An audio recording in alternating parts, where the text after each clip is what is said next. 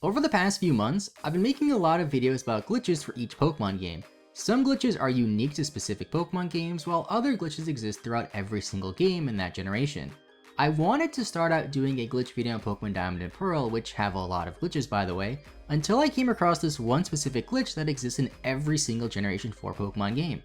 This glitch allows you to manipulate the shiny odds of a wild encounter to make it so you have about a 1 in 5 chance of encountering a shiny, as opposed to the typical 1 in 8,192 that Generation 4 has. Now I'm also going to be referring to this as a glitch, even though it isn't technically a glitch and more RNG manipulation, but to make things simpler, we'll just call it a glitch. So this can get rather technical, involves some very specific situations, but it still can be done on a physical copy of the game without hacking or cheating. However, it involves some very specific trainer IDs, as well as some other IDs, and it is most likely that your copy of the game you have at home that you beat the game with that you've already started, meaning you'll probably have to create a new save file in order to get this to work properly. You will also need a Pokemon with Q-Charm on your party to be the lead. That is because the ability Q-Charm has an out-of-battle effect in Generation 4 that forces the wild Pokemon to have a much higher chance of being the opposite gender, which might sound like it's rather odd, but it is very important for this glitch in order to force target Pokemon to be shiny. So now these IDs we have to consider for this glitch are the Trainer ID, the Secret ID, and the Pokemon ID. Pokemon ID gets split into two other IDs, but we'll get into that later. The Trainer ID is simple enough as you see it on your trainer card and is calculated at the start of your game. The Secret ID cannot be seen through normal gameplay, but it is also generated at the very start of your game. It is used in the calculation to determine if the Pokemon you encounter will be shiny or not, as well as some other factors about the Pokemon, but all we care about is the shiny factor, which is why these numbers are important. And last, we have the Pokemon ID, which is generated for each Pokemon you encounter. This number is also used in the calculation that determines if Pokemon will be shiny, and there's a lot of possible Pokemon IDs out there. I'll leave a link in the description to some resources that can help you determine your secret ID, as well as any other resources that helped me make this video, such as this written guide I found on Pokemon Amino, which first caught my attention. Now when the game calculates your trainer ID and your secret ID at the start of the game, it takes into account the amount of time it took you to complete the introduction scene of the game. This is extremely precise and can be done by constantly resetting your game, but even at that it could take a while, if not hundreds or thousands of hours. Now if you're curious as to the exact calculations of how the IDs are used in order to determine if Pokemon will be shiny or not, I'll try and explain it as best as I can, but if you understand binary, hexadecimal, and basic computer math language, it'll make it a little bit easier for you. So basically, the trainer ID is a 6-digit number, and the secret ID is a number between 0 and 65,535, both of which are stored within the game. Now if we take a look at this Pokemon ID, which is displayed in hexadecimal, it is B58F0B2A, for example. This is the Pokemon ID, which we will then need to split into two 16-bit numbers, which are 4 alphanumeric digits each. The reason why it is displayed as 4 digits but it's called 16-bit is because each digit contains 4 bits, thus totaling for 16 total bits. That's why when you hear things like the NES is an 8-bit console or the SNES is a 16-bit console, this is what they're talking about. Now again, if we split the Pokemon ID into two, it'll give us B58F and 0B2A to work with. We'll call these sub-IDs, with the first 4 digits being the high ID and the last 4 digits being the low ID. The game then converts all of these IDs into binary, which is a 2-bit system using ones and zeros, and compares the first 13 bits of all of them together. Now again, binary is displayed as 1 and zeros, and the game counts the numbers of ones that appear in the very first digit of the 4 IDs we're working with, being the Trainer ID, Secret ID, and Pokemon ID, which is split into the low and high IDs. If we line up each of these IDs vertically and count down each digit we see, we can count the amount of ones in each slot.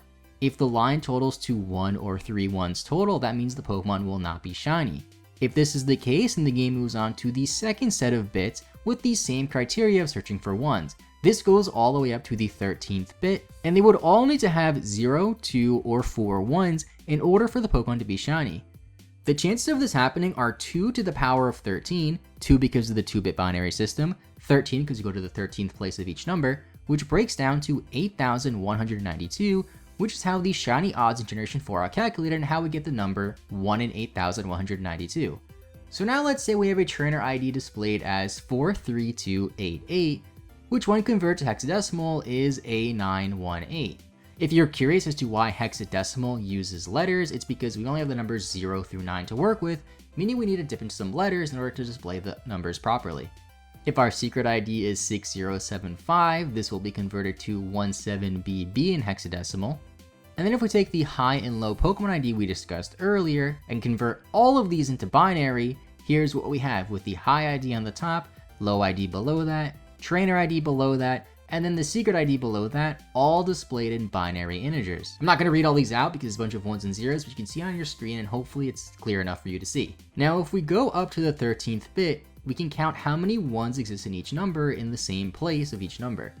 Looking at the first bit, we have 2, which is good since if it was a 1 or a 3 count, then the Pokemon would not be shiny.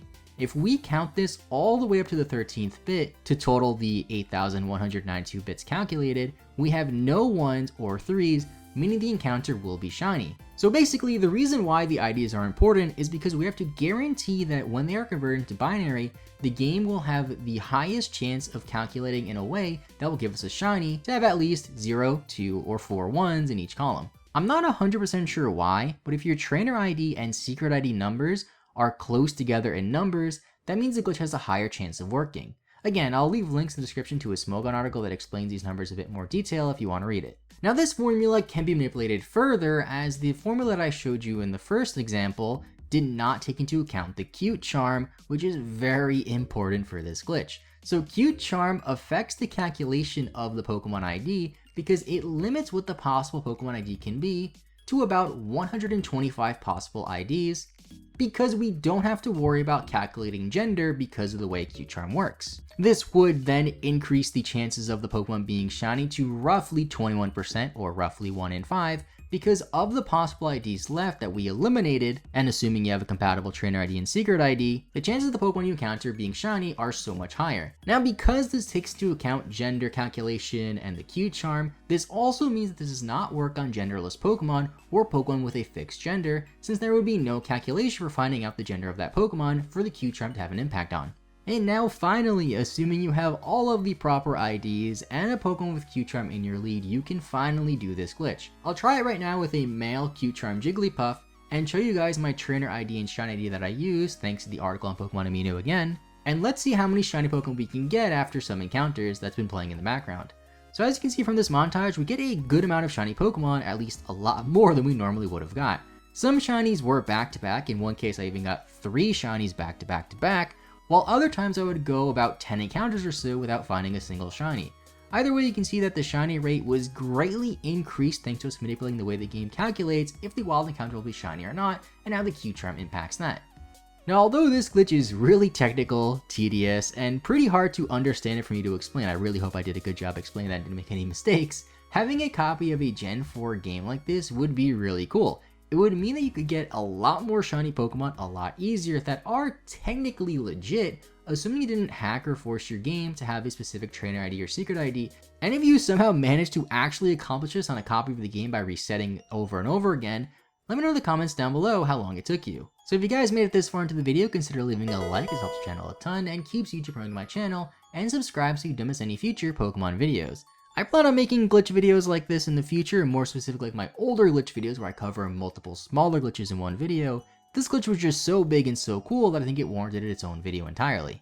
Make sure you guys check the links in the description as well, which really helped me making this video possible, and now I'm really glad I took that computer math class in college because it really helped make all this easier to understand since I already knew how to add binary and convert a lot of these numbers. And with all that being said, thank you all so much for watching, hope you guys have a great rest of your day, I will see you all next time, and bye bye.